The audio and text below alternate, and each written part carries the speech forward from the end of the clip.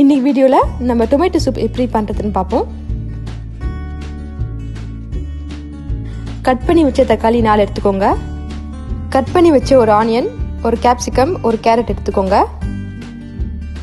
2 table spoon butter, சீரகம் 1 teaspoon, பேசில் powder 1/2 teaspoon, மிளகாத்தூள் 1 teaspoon, salt 1/2 teaspoon, sugar 1 teaspoon, maida 2 teaspoon, 1/4 teaspoon food colour,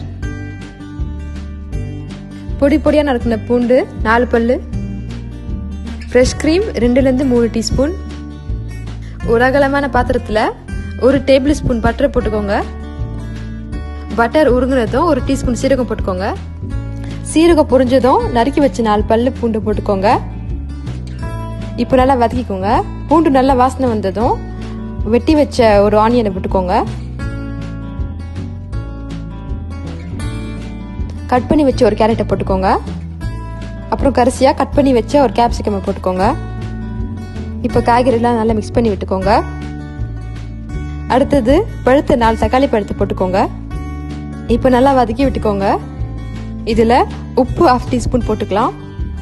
pepper 1 teaspoon போட்டுக்கலாம். கூடவே பேசில் powder 1/2 teaspoon போட்டுக்கலாம்.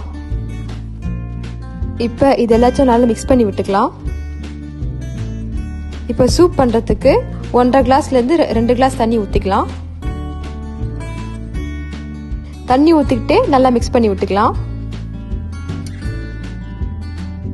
இப்போ நல்லா ஒரு 10 நிமிஷம் கொதிக்க விடலாம். காய்கறியெல்லாம் வெந்து வரும்போது இதில் உங்களுக்கு தேவைன்னா நீங்கள் வந்து ஃபுட் கலர் போட்டுக்கலாம், இல்லாட்டி விட்டுடலாம். அதுக்கடுத்து ஒரு 5 மினிட்ஸ் நல்லா வேக விடுங்க. காய்கறி எல்லாம் வெந்ததும் இப்போ பிளெண்டரில் போட்டு நல்லா பிளெண்ட் பண்ணிக்கலாம். உங்ககிட்ட பிளெண்டர் இல்லைன்னா நீங்கள் வந்து மிக்சியில் கூட அரைச்சிக்கலாம். பட் அதுக்கு வந்து நீங்கள் வந்து ஒரு 10 நிமிஷம் ஆற விட்டு சின்ன சின்ன போர்ஷனாக ஒரு 4-5 போர்ஷனாக பிரித்து நீங்கள் அரைச்சிக்கணும்.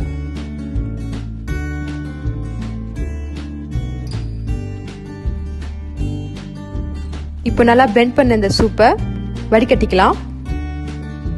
அந்த சூப் வந்து கீழே இறங்குறதுக்கு இந்த மாதிரி ஸ்பூனால் வந்து மிக்ஸ் பண்ணி விட்டுக்கோங்க. ஒரு பாத்திரத்தில் 1 டேபிள் ஸ்பூன் பட்டர் போட்டுக்கோங்க. அந்த பட்டரை இப்போ நல்லா உருக்கி விட்டுக்கோங்க. உருக்குன பட்டரில் 2 டீஸ்பூன் மைதா போட்டுக்கோங்க. இப்போ இந்த பட்டரையும் மைதாவையும் நல்லா மிக்ஸ் பண்ணி விட்டுக்கோங்க. இப்போ அடுப்பை சிம்மில் வச்சுக்கிட்டு நம்ம வடிகட்டின சூப்பை வந்து இந்த கடாயில் ஊற்றிக்கலாம். நல்லா மிக்ஸ் பண்ணி விட்டுக்கிட்டு 1 டீஸ்பூன் சுகர் போட்டுக்கலாம். சுகர் போட்டால் அந்த தக்காளியோட புளிப்பு தன்மை எடுத்துரும். இப்போ ஒரு நல்ல சில்கியான ஒரு பதத்துக்கு வர்றதுக்கு 2 டீஸ்பூன் ஃப்ரெஷ் க்ரீம் போட்டுக்கோங்க.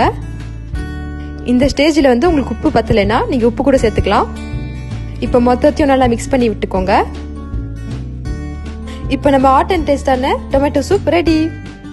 இப்போ நம்ம வீடியோ எண்டுக்கு வந்துட்டோம். இந்த வீடியோ ஃபர்ஸ்ட்லேருந்து லாஸ்ட் வரைக்கும் பார்த்த எல்லாருக்கும் நன்றி.